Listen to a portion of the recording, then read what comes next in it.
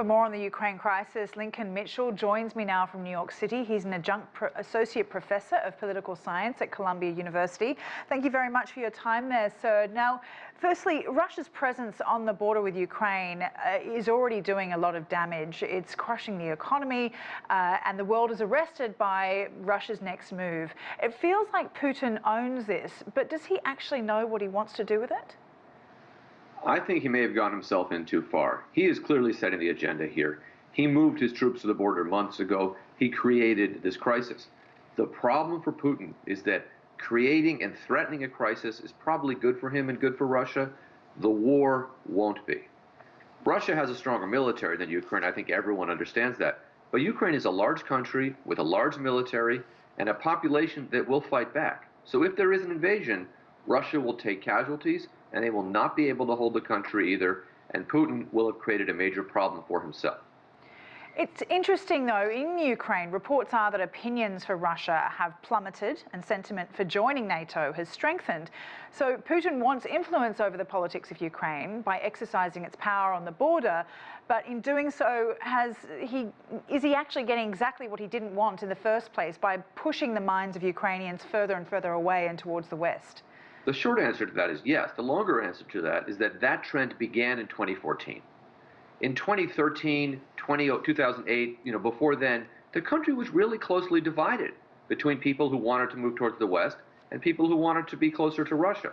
But since the invasion of the Donbass region and Crimea in 2014, public opinion has moved towards the West, and it continues to do so. Another way to say that is that Russia has absolutely no soft power anymore in Ukraine, so it has to rely on hard power. But he is driving the Ukrainian people to an anti-Russia position that means that the resistance will be strong if he invades, and that is not good for Russia. So if we talk about the relationship with Russia and the West, particularly in terms of the US, are things as bad as they were at the time of the Cold War?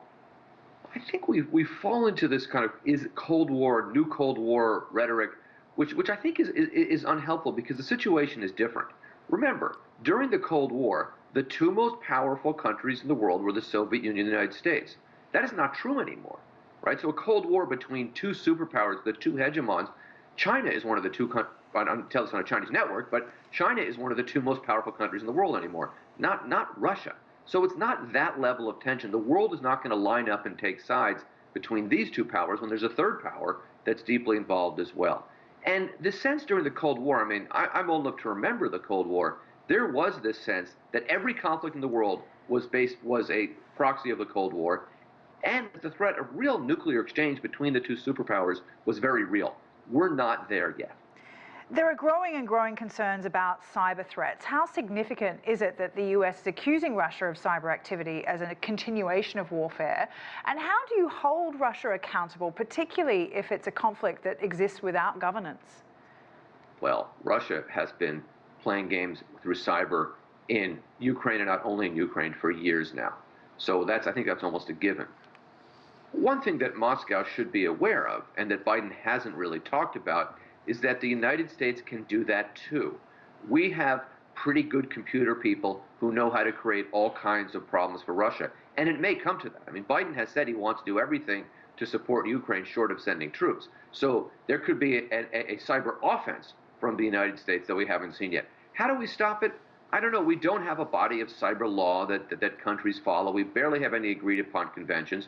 We barely can control in our own country, where we know that surveillance is happening from corporations with which many Americans are uncomfortable. So this is kind of a frontier for warfare, but it's a frontier that Russia doesn't own perhaps as much as many thinks it does. Really interesting insight there. Thank you so much for that. Lincoln Mitchell from Columbia University for us.